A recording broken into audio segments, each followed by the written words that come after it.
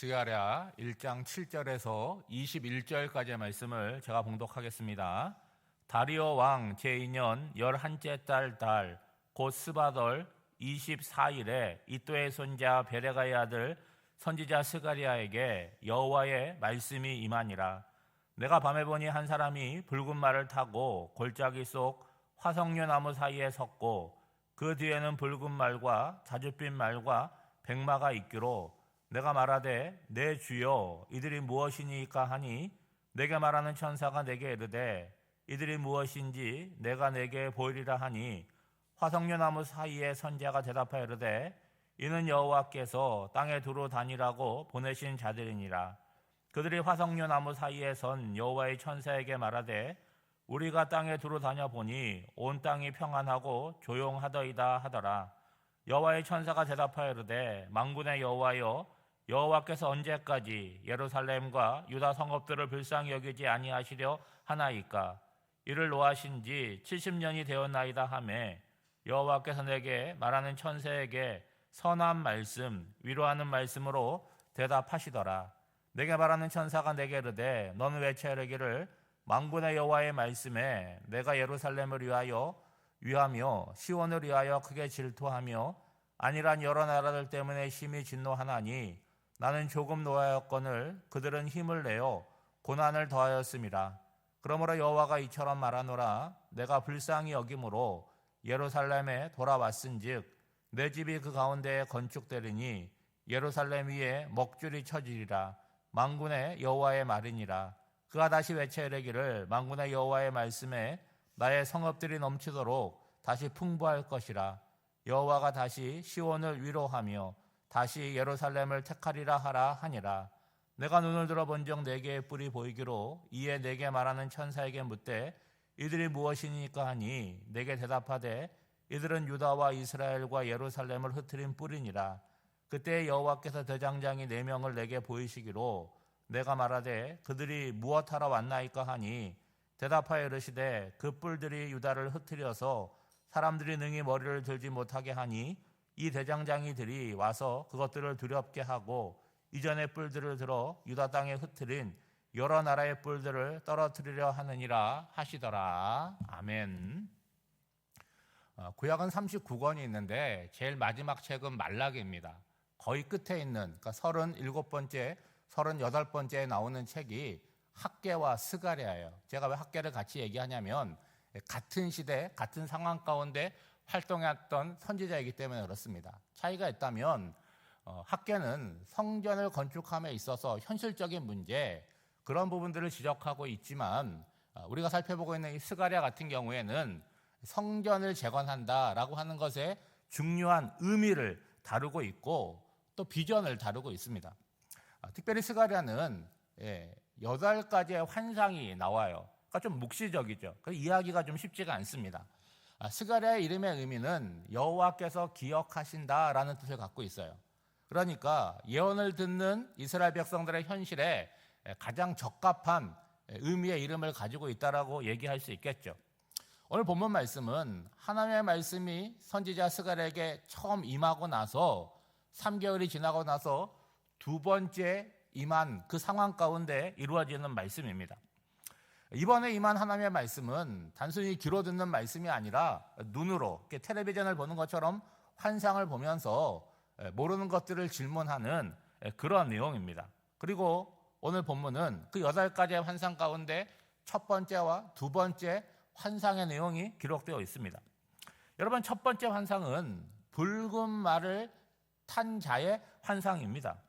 여러분, 이런 모습은 우리에게도 낯설지만 이 모습을 처음 본 스가랴 선지자에게도 낯설겠죠. 그러니까 당연히 이 사람들이 누구입니까? 라는 질문을 할 수밖에 없겠죠. 여러분, 8절 말씀에 보면 내가 밤에 보니 한 사람이 붉은 말을 타고 골짜기 속 화석류 나무 사이에 섰고 그 뒤에는 붉은 말과 자줏빛 말과 백마가 있기로 라고 하고 있어요. 숲속에 있습니다. 거기에 가장 앞에 붉은 말을 탄 사람이 있어요. 근데 그걸로 끝이 아니라 그 뒤에는 붉은 말과 자줏빛 말과 백마가 있었다는 거예요. 그러니까 이들이 누구냐라고 스가랴 선지자가 물어보니까 어떤 대답이 돌아오냐? 이들은 여호와께서 땅에 두루 다니라고 보내신 자들이라는 거예요. 여러분, 말이라고 하는 거는 요즘은 말을 타지 않지만 우리는 다 자동차나 버스나 그런 걸 타지 않습니까? 이게 교통수단이잖아요. 여러분, 과거에는 무슨 교통수단이 있습니까? 그냥 걸어 다니는 거죠. 그리고 가장 빠른 이동수단이 뭡니까? 말이잖아요. 그러니까 그 말을 통해서 지금 세상을 둘러보고 있는 거죠. 여러분, 사람들은 각자 자기들의 일상을 살아가지 않습니까? 그런데 국가 또 이렇게 경제를 이끌어가는 기업들은 자기들이 필요한 정보들을 나름대로 수집을 합니다. 우리 설문조사 같은 것도 하고 그런 거 빅데이터 같은 것들이 있죠. 왜 그런 걸 합니까? 민심을 파악하는 거예요. 그래서 매주 지지율이 나오고 그런 것들이 나오는 거죠. 그런 것들을 확인해서 정책에 반영하기도 하고, 또 기업 같은 경우에는 사람들이 어떤 물건을 좋아하느냐 그런 것들을 살펴서 이윤을 얻기 위해서 상품들을 개발하겠죠.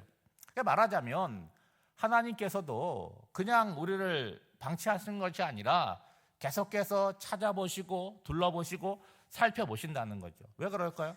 하나님이 이윤을 추구하려고 그러는 것입니까? 아니잖아요. 하나님 우리를 사랑하고 우리를 다스리기 때문에 그런 것이죠. 온 세상을 둘러보고 이들이 뭐라고 보고를 하냐면 11절 말씀에 보니까 우리가 땅을 두루다녀 보니까 온 땅이 평안하고 조용하더라, 그렇게 보고를 합니다. 그 당시에 가장 큰 제국은 바사, 페르시아라고 하는 제국이에요. 그러니까 워낙 힘이 강하니까 거기에 다 복종을 하니까 겉으로 볼 때는 어떻습니까? 이렇게 시끄럽게 하는 나라가 없으니까 평안하고 조용했다는 거예요. 근데 문제는 뭐예요? 이스라엘은 여전히 고통스럽고 혼란스럽다는 거예요. 그러면 당연히 나오는 질문이 뭐겠습니까? 우리는 언제까지 이렇게 힘들어야 되겠습니까? 언제쯤 우리도 평안하고 잘 살 수 있는 날이 오겠습니까? 라는 질문을 하겠죠. 이 질문에 대해서 천사가 뭐라고 얘기하냐면 하나님께 구하고 있는 바가 바로 이거라는 거예요. 그러니까 언제쯤 예루살렘과 유다에 자비를 베푸실 것이냐라고 하면서 하나님께서 이들을 향해서 노하신 지가 70년이 되었다는 거죠. 그러니까 이 말의 뉘앙스는 뭡니까? 그만했으면 충분하지 않습니까, 하나님? 이제는 예루살렘도 유다도 평안하게 살게 해야 되지 않습니까? 라고 천사가 하나님께 묻는 거죠. 그때 하나님께서 선한 말로 위로의 말씀을 주시는데 14절과 15절 말씀에 보면 이렇게 말씀하지 않습니까? 하나님께서 시온을 아끼고 사랑하신다는 거예요. 근데 왜 그들이 어렵게 되었느냐? 하나님께서 그들에게 노하셔서 그들을 징계하셨는데 그 징계를 담당하는 주변의 여러 나라들이 어떻게 했다는 거예요? 하나님의 의도와 상관없이 과도하게 그들에게 고난을 가중시켰다는 거예요.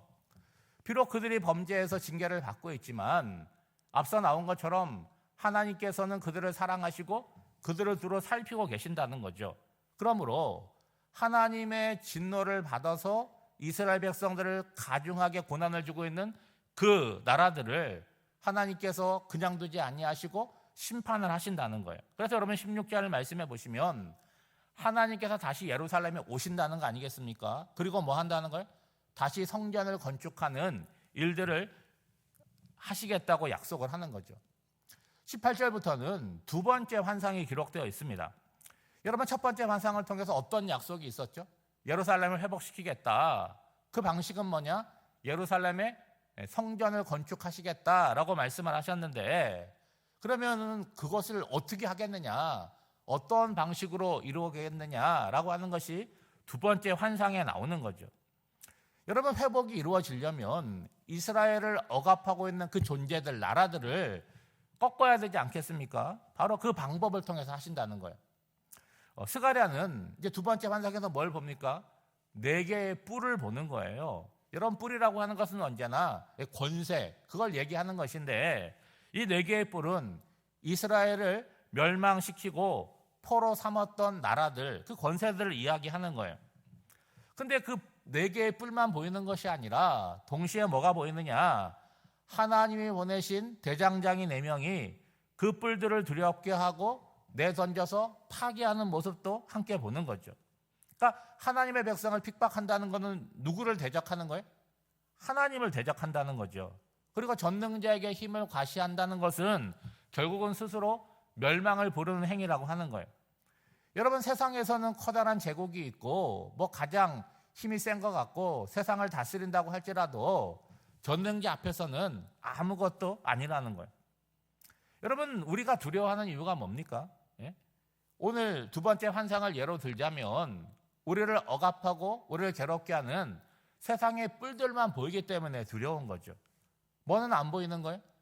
전능자의 역사, 특별히 오늘 환상을 얘기하자면 대장장이를 보내시는 하나님의 역사를 보지 못하기 때문에 그런 거예요. 여러분, 열왕기 6장에 보면 아람 나라에서 이스라엘의 뭔가를 공격하려고 하면 다 알아요. 그 원인이 누구에게 있느냐? 엘리야 선지자에게 있다는 거예요. 그러니까 엘리사 선지자 하나를 죽이면 이스라엘을 차지하겠다라는 생각이 들어서 엘리사가 머물러 있는 성에 수많은 군대를 보냅니다. 그러니까 그 엘리사의 사환이 아침녘에 그 모습을 보니까 얼마나 두렵겠어요. 자기들이 있는 성을 포위하고 있으니까 큰일 났다라고 엘리사에게 보고를 합니다. 그때 엘리사가 하는 말이 뭐냐? 두려워할 것이 없다. 저들보다 우리와 함께하는 군대가 훨씬 많다. 문제는 뭐예요?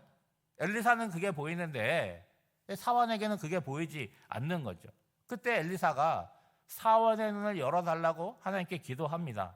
사환의 눈이 열려지니까 드디어 보이지 않던 것이 보이기 시작해요. 열왕기상 6장 17절에 보면 이렇게 기록하고 있습니다.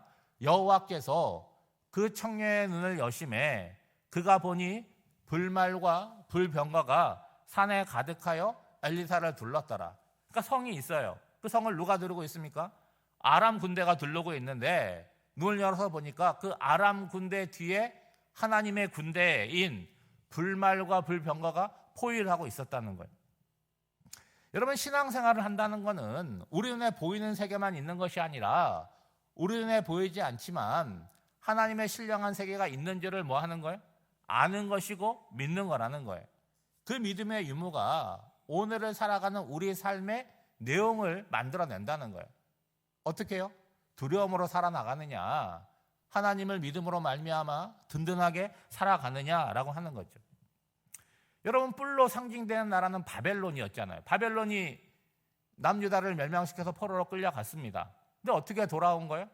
그 영원할 것 같은 바벨론, 그 뿔이 페르시아, 바사라고 하는 나라에 의해서 멸망을 한 거예요. 그래서 지금은 페르시아가 다스리는 시대라서 고국에 돌아온 거 아닙니까?